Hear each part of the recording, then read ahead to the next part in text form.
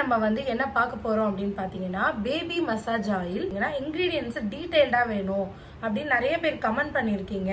So அவங்களுக்காக தான் நம்ம எலாபரேட் பண்ணி நம்ம எப்படி வந்து ஆயில் ப்ரிப்பேர் பண்றோம் அப்படிங்கிற வீடியோவே காமிச்சிடலாம் அப்படிங்கிறதுக்காக தான் நாங்கள் ரீலா அதை கொண்டு வரோம். இது மாதிரி ஃப்ரெஷ்ஷா நம்ம வந்து கேரட்டை ஃபர்ஸ்ட் துருவி இது மாதிரி ஒரு பிளேட் ஃபுல்லா எடுத்துக்கணும். அப்புறம் மேஜர் இன்கிரீடியன்ட் என்னன்னு பாத்தீங்கன்னா ஆவாரம்பூ அண்ட் இது வந்து வசம்பு. நிறைய பேர் வந்து வீடியோல வந்து பாத்தீங்கன்னா கமெண்ட்ல இது வந்து மஞ்சஸ்தாவான்னு கேக்குறீங்க. இல்ல, இது வந்து வசம்பு.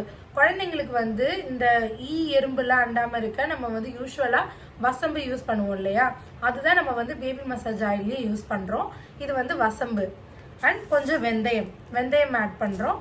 அதுக்கப்புறம் ரோஜா இதழ் வந்து நீங்க ஃப்ரெஷ்ஷாவும் ஆட் பண்ணலாம். இந்த மாதிரி ஃப்ரெஷ்ஷா வாங்கி காய வச்சு ட்ரை ரோஸ் பெட்டல்ஸாவும் நீங்க வந்து ஆட் பண்ணிக்கலாம்.